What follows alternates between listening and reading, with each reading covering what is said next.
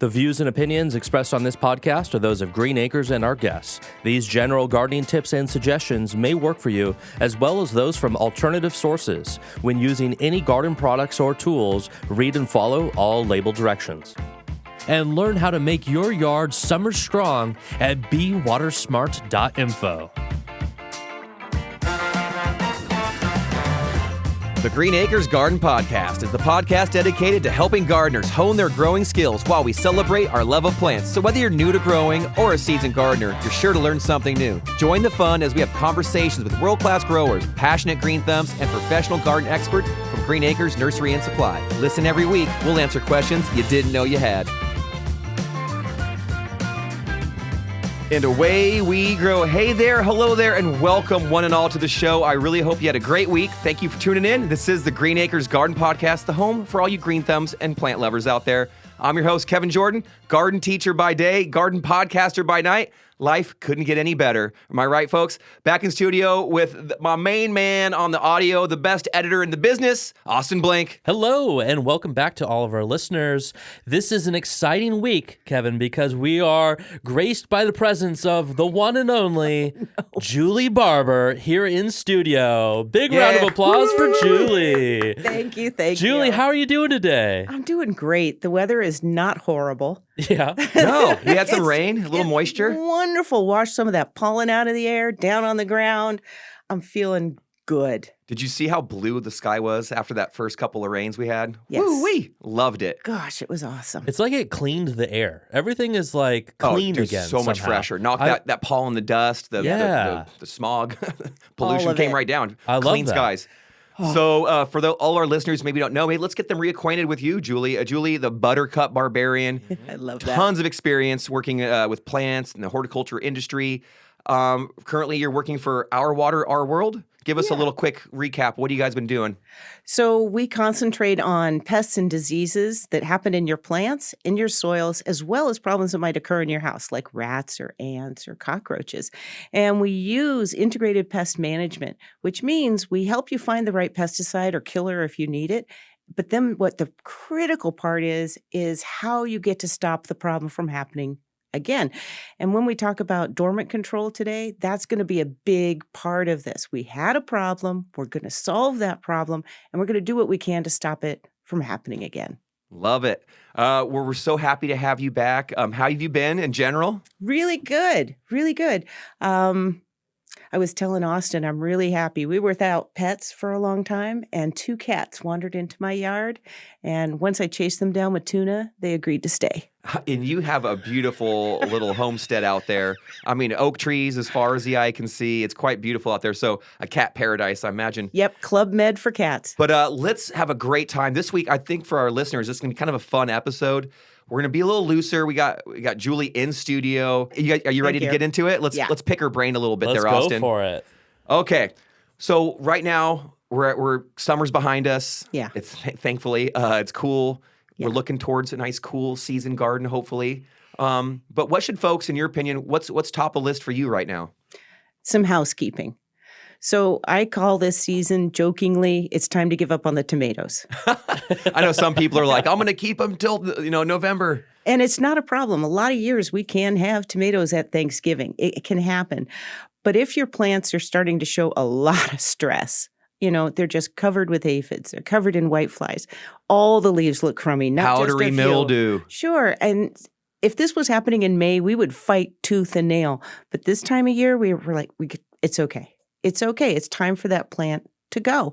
Because what you ask your summer vegetables to do in this short amount of time is incredibly intense. It's the marathon of all marathons. These plants deserve to be tired. My tomatoes looked a little exhausted when I did pull them out. They were screaming to be pulled out. Yeah. They said, I'm done. I'm like, all right, fair enough. So I've pulled mine out. Our garden at the school has been removed bare, and we're ready to get after it. What do we do next? So that's a great question. So we're a little bit past when we could put it down seeds for cover crops. And if you don't remember what cover crops are, these are plants that we put in the garden after the summer is done, and it's been shown to actually improve your soil.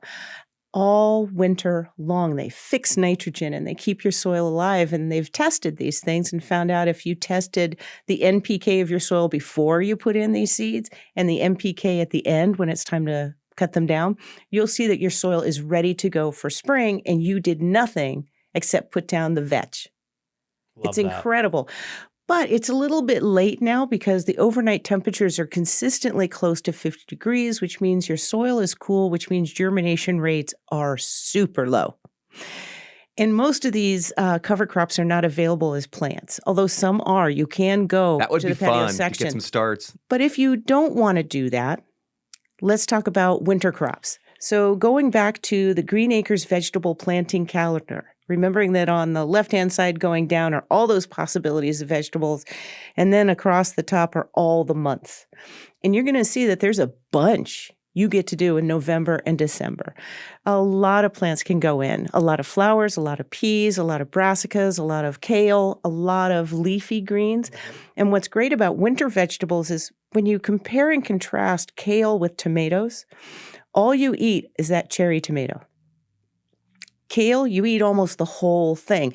So the value you get pound for pound out of winter vegetables is huge. For the space provided and everything Yes. considered. The amount of nutrition, the space available, you get a lot out of your winter vegetables.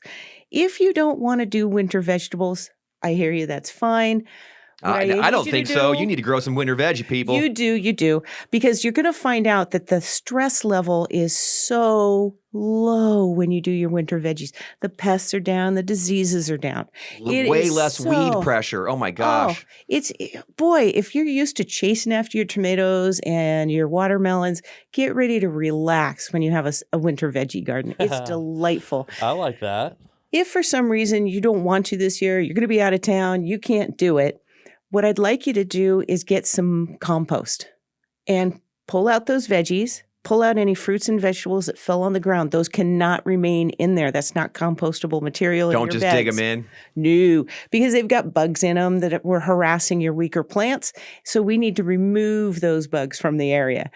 And put down 1 inch to 2 inches of, sometimes even 3 inches of compost on top of your vegetable bed. Don't mix it in. Leave it on Just top. lay it right on top. So you know how we're always talking about mulch, right? Wood chips and the like. And once you put the mulch down, what does it do? It holds in irrigation and it suppresses weeds and it keeps your soil healthy. Compost does all of that. And the minute you put that compost down, you're going to hold in that irrigation, hold in that rain, and you're inviting every last decomposer, those earthworms and the roly-polies and all those guys. You're giving them an open invitation to keep that soil alive and working for you all winter long. And when you put that compost down on top, either vermicompost or regular compost, you're going to protect the soil from harsh winds, hail, heavy rain, all that kind of stuff. And it just keeps your soil healthy and happy. So the first choice is always to put in cover crops or a winter veggie garden. The soil hates to be alone, just hates it with no job to do. Give it some work to do. And if you don't want to give it plant work to do, give it compost work to do. And why do I say leave it on top and not mix it in? Number one, I'm lazy. No, that's not it. That's not it. She's on to us, Austin. That's not it. It turns out that there's a certain level of laziness, though we call it laziness, but it's not lazy, it's brilliance. Soil has tons of layers in it intrinsically, where it expects certain fungi, certain bacteria, certain insects. There's a certain amount of water, there's a certain amount of pressure, there's certain different types of material in it. And you want to protect that. If you automatically till and mix it in and you didn't need to, you can actually harm those layers and everything is all confused and you can have trouble the next year. So laying it down on top is best. When should you mix it in? If you found upon reflection that last summer you had to water that garden every day because that soil was just dry all the time, you need to fix it by mixing in some compost because the water is not being held, it's just racing through.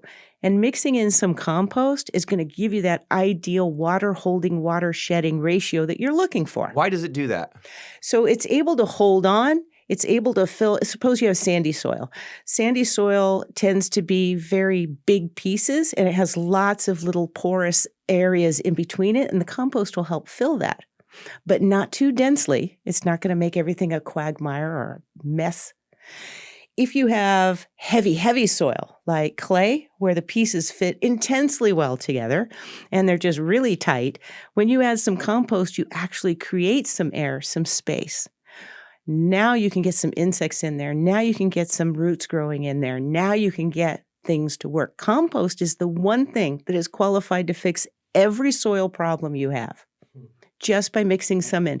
So don't automatically mix it in, but if you had problems, no water soaked in and no water was held, let's mix in some compost and then walk away. Now, when layering this on this time of year and kind of just walking away, is this when people say, oh, put your soil to rest? Yeah. Is this kind of part of that kind of concept or approach where you don't just walk away from your garden at the end of the season, leaving it a mess and leaving it bare. Right. You put it to rest in such a way so that's either cover crops or protecting that soil with a thick layer of compost or mulch. Is that accurate? That's right. And compost might be the best, and you can consider compost to be a mulch. Mulch is just that fancy term for anything going on top of the soil, right?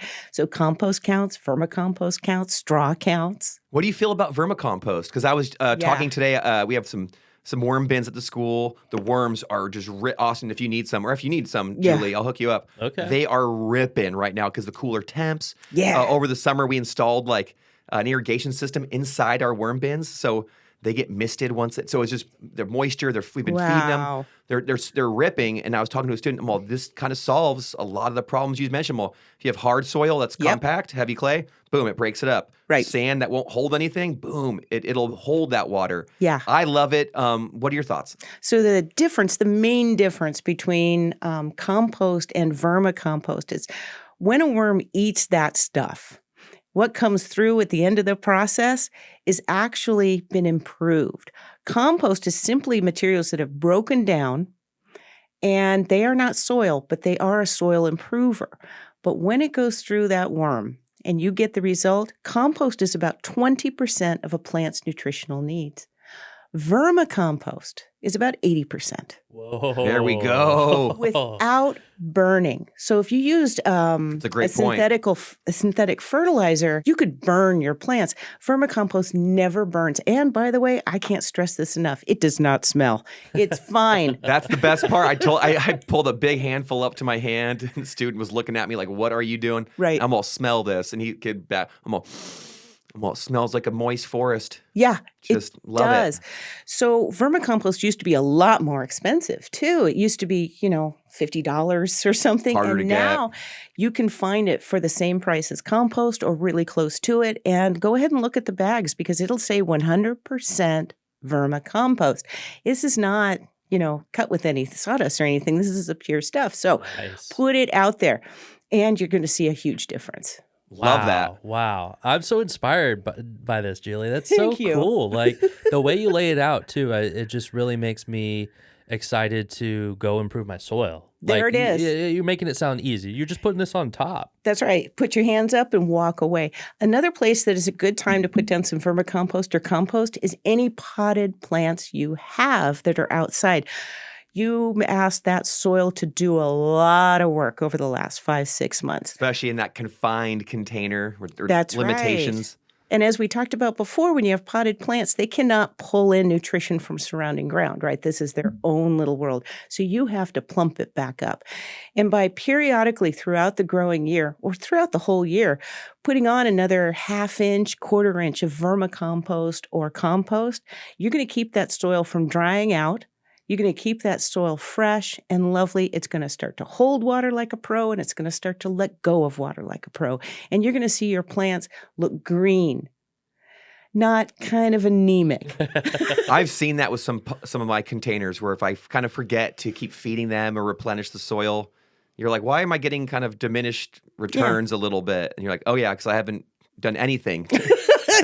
Since day one, I got to do something. Yeah. And then you get that amazing results when you do those little things. You go, oh, whoa, this pot up is looking fantastic. If nothing else, what is it? We change the batteries in our smoke alarms or check our smoke alarms twice a year check your potted plants twice a year. wow. Put down some compost, put down some vermicompost. That's a great point. Yeah. And, Julie, last week we had Kiki on and we talked about She's fabulous. fall combos and potting up things and how to combine them. So it was great that you tied in, like, maybe your tired pot ups need a little refresh with the soil. But also I'm curious if you have any thoughts on, how to make a good pot up, how fall colors can be combined. Yeah, let's get you to dish. What do you think about this topic, Julie? And this is something I was talking about with our producer Greg, is a lot of us had those great hanging baskets over last spring and over the summer, and then we took them down because everything looked a little bit spent. The petunias are done. Put them back up. Go to the nursery. See what's in season right now, and you're going to see, petunias? Well, you're going to see your pansies. Yes. You're going to see, so much, the cyclamen, the ornamental kale. Right. I love the Iceland poppies are just so beautiful. I'm into the mums right now. Oh, yeah, it's mum season.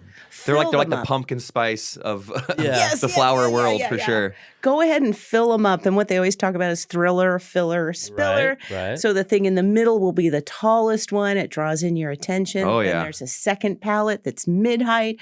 And then there's the saggy stuff that falls down the edges. Do you have a go-to spiller? Like one that you like that just crawls over the edge? Because I just love that when it especially a big pot. There's one that I've been admiring for maybe 2 decades now. So it's creeping wire vine. And what I've seen is that the leaves have a ton of interest. They're small. Sometimes they're a bit differently colored from each other. The hues are a little bit changing. And it simply just sweeps down the side of the pot. And I've seen it in 24-inch mammoth pots. I've seen it in small hanging baskets. And this stuff seems to be working every season of the year. And it pulls off the color of all the flowers that you put in, as well as the color of the pot that you chose. Love it. Creeping wire vine. We'll give it a shot. I like that. Sweet spiller. Thanks for the rec. I love that. Let's head out to the ornamental garden. I'm curious, what are we doing out in the front yard, whether it's for our trees or even our lawn? Can we talk about some of those things? I love it when we talk about the lawn. I always laugh at myself and say, I'm the last person on the planet that's going to fight for your right to have a lawn. I love lawns. I think they're amazing. They have a real value and they have a real purpose. A 65,000 square foot lawn, maybe not so much. Then you're down to this monoculture thing. No flowers, no bringing in different insects. That can be a real challenge to soil. But lawn this time of year appreciates 2 things: dethatching and aerating. And we've done videos before where Greg actually went out and dethatched and aerated the lawn, and we looked at it, and then he showed us videos of what it looked like. I think only 2 weeks later, looked like a brand new lawn. The only caveat to this, the only time that you don't want to do this is if it's rained a lot and your soil is pretty wet. Because when you stick in that machine or that poker that's supposed to pull out the plug of soil, if you do that when the soil is really soggy, you're actually compacting the soil and making things worse. So you want soil that's roughly as wet as a wrung out sponge. If you grab some of that dirt and you squeezed it, did any water come out? No, that's moist. Let's go ahead and aerate. So moist, but not soggy. Not soggy. Okay. So, and that's something to keep in mind all winter is when it rains, stay the heck out of there. Yeah, you had me thinking that when we were back talking about the compost and not tilling, and because I know a lot of people go, I like to wet my soil and then work it, and it's like, well, whoa. Do you mean just walking around on it though? I do. Oh, wow. So if it's wet, avoid your lawn. I'm saying if it's soggy. Soggy, okay. Soggy. If it's soggy, when you step down, the soil will compress and not bounce back up. Yeah, you'll leave a footprint in it. You'll leave a footprint in it, and that doesn't do it a lot of good because when you compress the soil, you're actually squeezing out the air. Huh. And you're leaving soil that's going to start to stink. It becomes anaerobic, and all you get are bugs and flies. Flies this time of year has been a huge concern, and that's because people are leaving their lawns wet all the time, and flies love decomposing plant matter, so you've got tons of flies out there. So work your soil when you let it dry out some. Otherwise, you're just going to compact it and make things worse. Well, it goes back to you talking about the pore space in the soil. You're basically collapsing those pores that were helping your roots navigate and breathe. That's it. And then, yeah, and you're those smushing it. roots extend way past your pot, way past your planting bed. So that's why when you see those raised vegetable beds and there's space in between, that people put down wood chips, that helps keep the soil from becoming compacted. Oh. And helps the soil breathe and exchange the oxygen. I remember we were talking about that last time. So when you put down those wood chips in between and you're not walking on bare soil, you're not degrading the soil. Wow. You're like connecting so many dots for me right now. This is amazing. Thank you. So when you That's so cool. dethatch and aerate, when I was a student growing up, I remember they would come out and do our soccer fields. Yeah. And you'd come out there one day like, look, a bunch of dog poops out Yeah, here. Tootsie all these Rolls plugs. all You're over like, the what's place. going Yeah. on?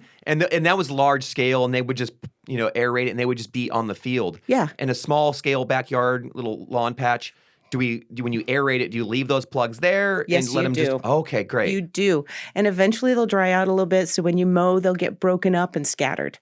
So it's not a big deal. And in fact, the lawn and the soil really appreciate you leaving those plugs there and working them back in. Lawns are a little bit hard psychologically for me to understand because they love it if you leave on the lawn clippings.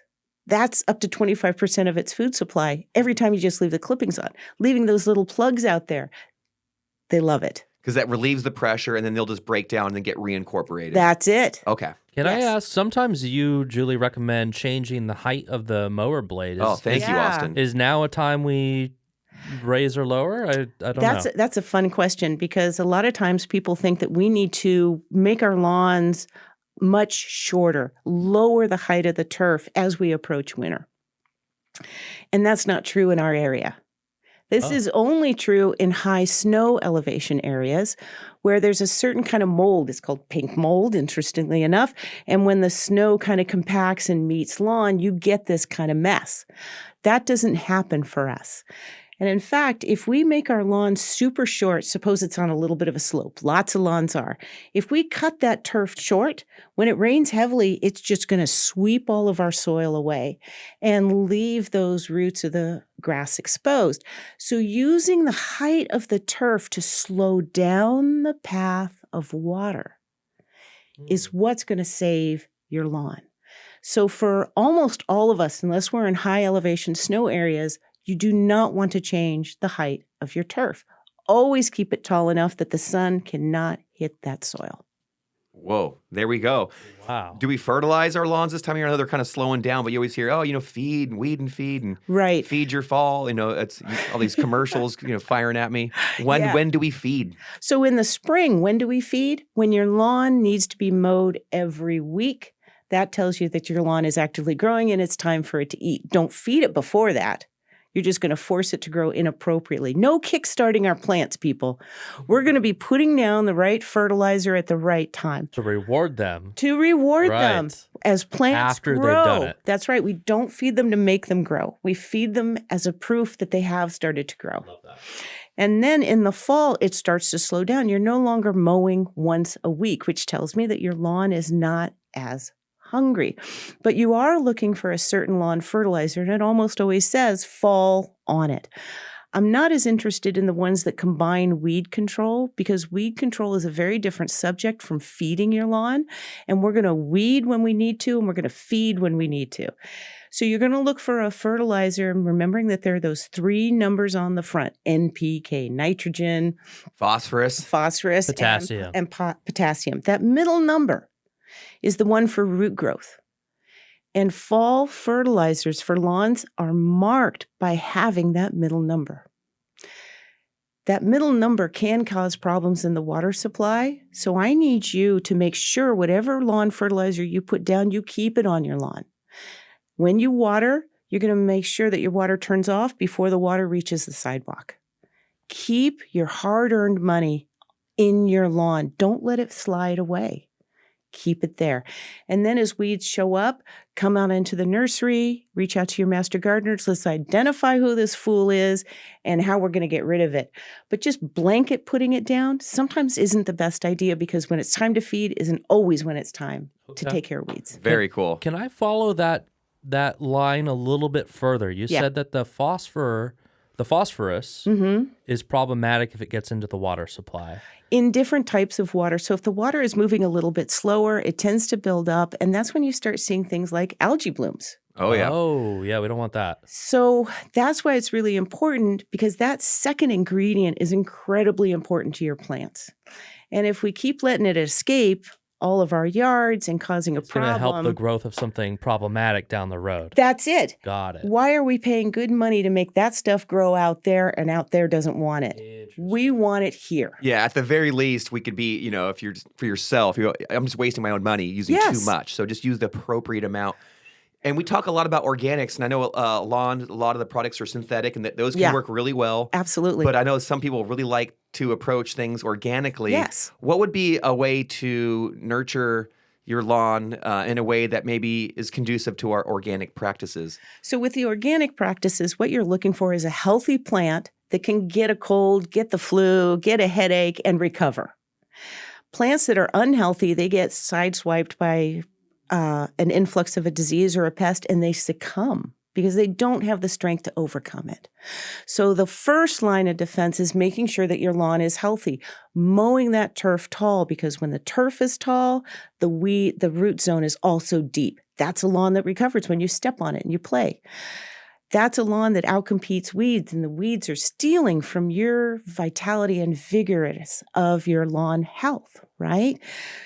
Leaving the lawn clippings on so it's always getting a little bit of food all the time. Using your finger to check that soil before you water again. If you stick your finger in that soil and it's wet 2 inches down, do not let the irrigation turn on. You have got to let the water go down and then let that soil breathe a little bit. Now, if you still have and you want to feed the lawn, and you choose an organic fertilizer, you're going to see that there is something in each of those 3 categories, the NPK, but the numbers are going to be much lower. So let's be honest. When you switch from the high nitrogen synthetic fertilizers to this organic fertilizer, your lawn is likely to complain for a minute. Where's the junk food? They're going to have a fit. Is this a lawn or is this my child? Right? How does They're a gonna lawn have a fit? How would you see that in You're the going to lawn? see some yellowing, maybe. Okay. Usually you're going to see some yellowing. And part of the problem is when you use those high energy synthetic fertilizers, there's a lot of byproducts in them. And The salts and whatnot. That's right. And now the lawn is trying to deal with it. The soil is trying to deal with it. You've asked that lawn to grow that way for quite a while. It's going to take them a minute, maybe a couple of months. It's not going to die. It's not going to, vanish from you, but it's not going to look picture perfect for a minute until it learns to trust you again. You are a good lawn person. You can trust me. You can trust me. And it takes them just a minute. No panicking. Very cool. All right, you brought it up earlier about, dormant sprays, dormant season. One of the first things I ever learned about plants, I was working at a nursery a long time ago, watering. I went from the rose garden, which was out in the beat in the hot sun. Loved it. Loved the roses, but it was so hot. I got to go to the tree section, and I thought I was so cool because the tree section was a step up. It was shady. It was cooler. And then I got there, and I memorized I learned a bunch of rose stuff. Now I'm in the tree section. I didn't know anything. Customer comes up, they go, "Is this tree deciduous?" I thought they were speaking Mandarin or something. Yeah. I did not. It was like a foreign language. It was like Klingon. Yeah. Mark lock juck lock. Deciduous. And I was just like, I was like, you know what? Let me go check to be sure. Try to pretend like I kind of knew. I didn't know. I ran off to somebody who did know, and now they're like, it's deciduous. I go, cool. I start walking away. I turn back. I go, wait, what does that mean? Yeah. They go, oh, it goes dormant. It goes to sleep. It goes, it loses its leaves in the winter. So we're heading towards dormant season. Yeah. You brought up dormant sprays. Right. What are those? How do we use them? What should we use them? And what do we do about that? So there are a lot of diseases and pests that roses and fruit trees and nut trees experience when they're growing in the spring and the summer.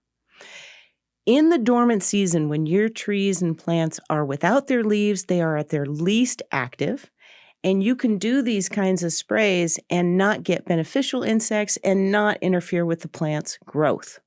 Okay? So it's a little window of opportunity to get in there and help the tree out. That's right. Okay. Because what's fascinating about this copper that we use is that the bottle or the directions on it are actually really specific. And it can seem overwhelming, but all I need you to do is open that label and find roses. Open that label, find peach trees. Open that label, find apple trees. And now you're just looking at the yours section. And it's going to be really specific about when, how much is going to go in the spray bottle, how often you're going to spray, when to start, when to stop. Okay. And all of that is really specific to your guy, because even though this copper can control huge numbers of diseases, and only diseases, this is not an insecticide, this is just for diseases. Peach leaf curl, shot hole fungus, right. And many more. Yep. And some of these diseases, like shot hole fungus, they're not serious. They're not serious. They are disfiguring. You hate to look at it. You think your tree is dying, but once you figure out it's shot hole fungus, you're like, okay, whatever. And you might end up with some freckles on your apricots. Yeah. All right. And this product will treat the less serious as well as the most serious. So with the POMS, POMMES, apples and pears, they are subject to something called fire blight. And this is a profoundly serious illness. And it cannot be controlled once it shows up. So you mentioned palms. Yes.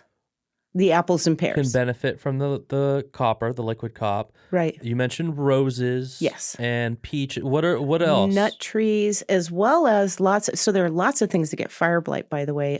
Different laurels and different plants. You can treat huge numbers of plants. I see the with fire this. blight affecting a lot of like pear trees. Yes. It's huge. You'll see little branches. You got to just get in there and cut it out and then sanitize your pruners. It's not great. So like with fire blight, if it shows up, it looks like a very charcoal dark gray. And you'll see it. And the latest instructions from the university about how to control it once it shows up is they ask you to find the last sign of the disease on that branch, measure down anywhere from 6 to 12 inches and make your cut there. Which means if you have a baby pear tree and you have to make a 1-foot cut, you're in serious trouble. You've set this tree back. So there's small trees can't get through it. Larger trees can. They can stand that kind of pruning. But the whole idea is to stop it from happening. And that's where that liquid cop comes in. The second part of the liquid, besides the copper, is something called oils, and it's horticultural oil. We have lots of different oils at home, maybe neem oil, maybe sesame oil, maybe this, maybe that. Mm-hmm. But you are looking for only the mineral oil commonly known as horticultural oil. Neem oil is not going to work. It will contradict the effectiveness of the copper. It will negate it. Because the neem oil is more for like an active infection. That's when the bugs are already present. Right. So it's never been used. Well, I can't say never, but it's not so much preventative as it is an active occurrence. But the actual makeup of neem oil interferes with the effectiveness of copper. Interesting. So you're sticking to horticultural oil, and its main ingredient is mineral oil. What does this oil do? It does two things. It will help your copper stick. It's an adherent because the copper is thin. It's a spray. It's a liquid. Yeah, you mix the water in. It just drips right off. You apply it first then? So we'll get to that because that one has been hard for me. And I'm going to give you all my wisdom because that took a lot of thinking. So you're going to spray it. So the second thing that oil does, and this is where it's super important, all your plants that suffered from aphids this year, crepe myrtles, roses, and the like, you're going to spray those plants down with this oil. And it is going to smother overwintering aphids, as well as a host of other icky insects that have been plaguing you. And this is especially important for plants that you can't move to another spot. You can't transplant them where things are going to be better. You're stuck with that crepe myrtle where it is. And it's just been dripping ooze for months. Spray on that oil. And it's going to, as they start to emerge, they're going to just smother and die. Oh, okay. Sounds awesome. Sounds good. So as far as how to use it, so they come separately. And my question always was, am I trying to get the copper to stick?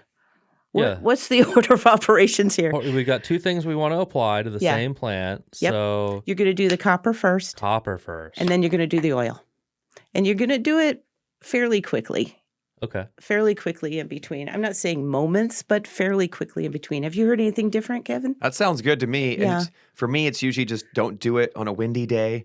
Right. Don't do it when it's going to be raining the next few days. Thank you, because part of the label is the temperature requirements for when you apply these. And they always talk about don't exceed this temperature and don't go below this temperature. So it shouldn't be raining. It shouldn't be windy. It shouldn't be 90 degrees. It shouldn't be 30 degrees. The label will tell you the optimum time. So our winter is perfect for that. We have traditionally fairly mild winters and it's going to be okay. The wind is a problem because you're wasting your money, right? It'll just It's just blow flying, away. it's blowing Yeah. away. Back in your face. And It's not great. and part of the reason we don't want it too hot is there's something called phototoxicity, where it interacts with heavy temperatures or light, and it can cause some damage. So you need to follow the directions about temperature, amount of light, day of time, ratios, all of it. I love it. And then specifically with the liquid copper, the dormant sprays that, for the peach leaf curl and whatnot. Yeah. I usually do 3 sprayings a year. I've noticed when I do 2 or less, I tend to see a little bit of peach leaf curl kind of poke through in the springtime. Not a big problem, but usually it kind of grows out of it. But I've noticed when I do 3 complete sprayings, usually one around Thanksgiving, one around New Year's, and maybe one around Valentine's Day, give or take. So beginning of December, January, February. Or November, actually. Right? Usually I go end of November. But yeah, absolutely. It just depends. So that on the is school. a very general way to look at it. And it could be that those are the times to do it. But I really ask people, go ahead and look at that label because each plant is different. In general, they're saying the plant is completely dormant. It has no leaves. In general, they're saying that if you start to see those flower buds and they open and look something like popcorn, you have to stop. They're afraid that you're going to make some damage, right? But each plant is different. So, for example, you're supposed to stop at that popcorn stage because they're afraid that the copper could make some streaking on your fruit. But they say for apples and pears, no way, baby, keep going. Keep going. Things like fire blight is so serious, they say just keep going, even through the bloom period. So each one is profoundly different. Cool. So species specific. Absolutely. And seasonally specific. It might change. Like you said, the Correct. weather, like for me, that's like the rule of thumb, but sometimes our falls are a bit warmer. And Yes. they're not quite ready in November to spray. And other times we're ready to rock. We get a nice cold and all the leaves drop and they're dormant Yep. and we're ready to go. Sometimes you get an early spring bloom. I know we've been seeing that, every now and then where you're like, Right. oh, this seems pretty early. Yeah. So something to think about. But so we started in the veggie garden. We made our way to the ornamental garden. Let's head inside for a little bit of a break here. Yeah. Julie, I love houseplants and tropicals. Yes. Got a great collection at the school. I love growing them. We've been propagating like wildcats. Isn't that adorable? I've got it's so easy, so delightful. yeah, you need a weeping fig. You need Yeah. a ficus benjamina. I got you. Nice. But what are the things that we should be doing this time of year? Because even though the weather inside is a bit more delightful and controlled. Yeah. I noticed the houseplants are affected by the seasons. I noticed certain times of the year where they're growing really actively. Other times they kind of slow down a bit. Mm-hmm. Should we be paying them any attention this time of year and helping them out? Absolutely. So as we turn to the cooler season months, your houseplants have certain needs. So they're slowing down, but they are asking for a little extra attention. I need you to start looking closer for signs of insects in there. One of the main reasons that you might start having insects, mealybugs or something, Mealybugs. right, Hate them. is because maybe your plants enjoyed the air conditioning but hate the heater. Maybe the mealybugs hated the air conditioning but love the heater. So you can actually change the circumstances in your house that are going to allow these things to start to flourish. That's why we talk a lot about making sure that the light is just right and it's not too close to the heater. It's not too close to the window. It's not too close to the lamp.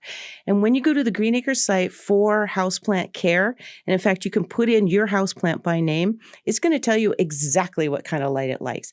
And the light you had in August coming through your living room window might not be the same you're getting in December. So you can alter that, move that plant.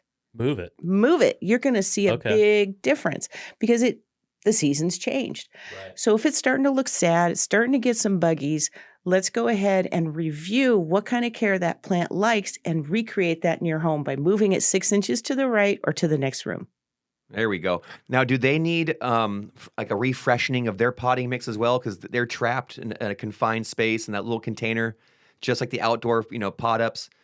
Do we treat them similarly, or is there a different approach? Oddly, it is different. So outside in the dormant season is exactly when you want to do any transplanting. You have a plant that didn't do well in that spot, no fruit, no flowers, always looked yellow. You spent more money on it than you spent on your car or your kids. You're going to move that plant this winter and try it on the other side of the house. Houseplants are different. No transplanting, no changing out of pots. In the winter, you're going to wait. You're going to wait for what? You're going to wait till they start to wake up a little bit more. Oh. All right. Oddly enough, with plants outside, we want them to be sleeping and they can get through it. But with houseplants, you need to not take advantage of that wintertime and instead wait till spring, late spring.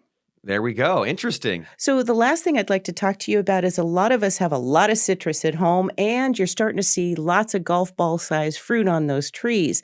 And you're going to start to see those branches start to bend with the weight of the fruit. And then what you're going to see in 3 months is a lot of broken branches and people asking, what do I do? We need to thin that fruit.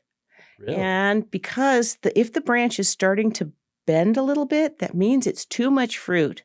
And it's going to overtake the tree's common senses, and that branch is going to break. So just like we thin fruit on our stone fruits, right? We go ahead and thin the plums and all that kind of stuff. When you thin the citrus so it's not so heavy, you're going to find that the citrus is going to come out bigger, healthier, fewer diseases, fewer pests, and each piece of fruit is going to be 10 times better than the tiny little hockey pucks you were Okay, getting. because I was Quality about to, over I was quantity. going to fight you on that a little bit because it's like that's a hard sell It to is. tell people to remove fruit from their fruit it's tree. awful. It's absolutely awful. I mean, we should really be taking a look. Not everyone's going to need to do this, right? It's No. only on the branches that are really Super So- heavy, yes. producing, abundance. So what you can see is, suppose you know that your oranges are going to be a certain size and you're used to that. Look at the branch. Is there enough room for each piece of fruit to become that full piece of size without touching the next piece? That's a good way to look at it. If it's going to touch, I want you to take one out. And I know it hurts and I know it's awful, but if they're close to touching, they will not grow appropriately. And they start to harbor diseases and pests in that tight little spot. Interesting. I got to go check my orange tray. That's one of my favorite things Yeah. is harvesting my oranges. We're That's coming it. up, buddy. Yeah. It's gonna. Yeah, we're They're almost all there. green right now. Oh yeah, They're hard as all- rocks. Yep. I Now's the time to look. Some are starting to fall. And trees will self-thin. They will. They Okay. do that. So a lot of times you'll see it on your fruit trees, but you see it on citrus like crazy. 1,000,000 flowers and 1,000,000 tiny baby Meyer fruits. lemons, holy Yes, smokes. the size of your fingernail. And you're like, woohoo. And then half of them drop off. You're like, oh no, Yeah, what like, happened? what's going on? The tree made a choice. Interesting. The tree made a choice. So they put out all those flowers hoping for the best. Okay, but They're some gonna lose trees half are of not them. as smart as others, and we need to help thin them. We need to help them out Okay. because a lot of the trees that we have been designed to overproduce. Right. So we got to keep that in check. Especially when our storms start rolling through, heavy Yeah. rains. That's going to be increasing the weight on those branches. You'll see Exactly. branches splitting, ripping. Then you might lose all of the fruit on Yep, one branch. because you cannot put that branch back together. So as much as it hurts, and here's the truth, sometimes you need to thin over 50%. Ooh. Wee. It hurts. Austin, oh my gosh. It can happen. Okay, but But- if you're telling me it's going to be a better harvest down the line, I'm It's going into to be it. huge. And the last thing I'd like to say about thinning the fruit is you do not pull on citrus. You have to have clippers. Oh, I've noticed that. Otherwise, part of the peel Right. remains on there, and it looks pretty. It looks like a little flower or something, but Or the branches snap with you, and you're like, Yep. now you're doing damage. Or you're what am I taking doing? part of the bark with you. You're stripping it. That's So true of use all clippers. citrus? Yes.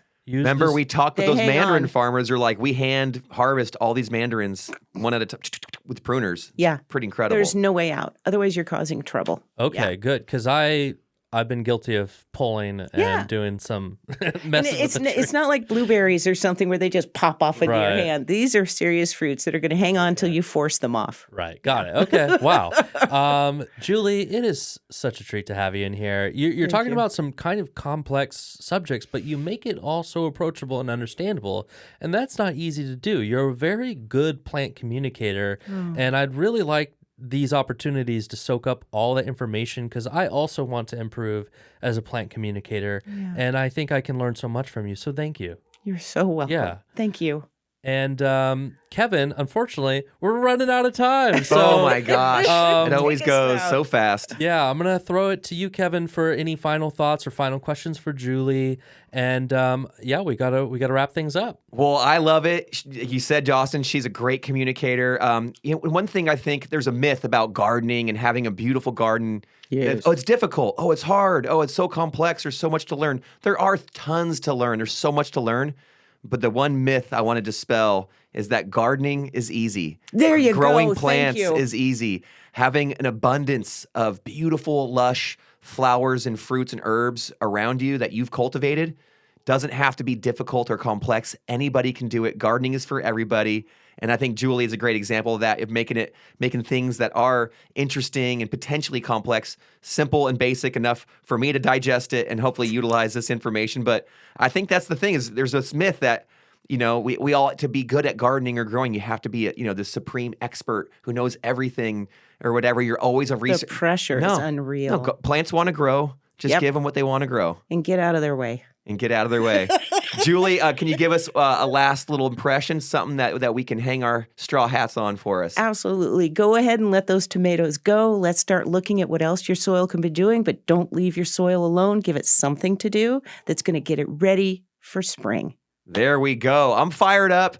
I loved it. Thank you so much, Julie, the Buttercup Barbour, back in studio. We loved it. Julie, we love you so much. You're such a sweetheart, and you're so wonderfully smart. We love it. Austin, hey, buddy. Let's get out. You ready to get out of here? Oh, yeah. So this has been a great week, but there's so much moving forward that we have to look forward to. We've got a lot of great guests on the way. So let's go ahead and have a great week, and we'll catch everyone next week. There we go. So thank you to all of our listeners. We love you. I appreciate you being here. Please share us with a friend and come back next week for another great episode. We are sure to delight you. We have a huge catalog of amazing people just like Julie that are lining up to come hang out and talk with us. Austin, it's awesome. I'm so fired up. It's going to be an amazing year, an amazing season. Let's get after it. We want to wish you all a great week. Get out in that garden. Do something for your soil. Give it something to do. And have a great week, folks. Until next time, happy gardening to you all. And please, never stop growing. You do it. I got it this time. Nice. That was perfect. Last time we had to do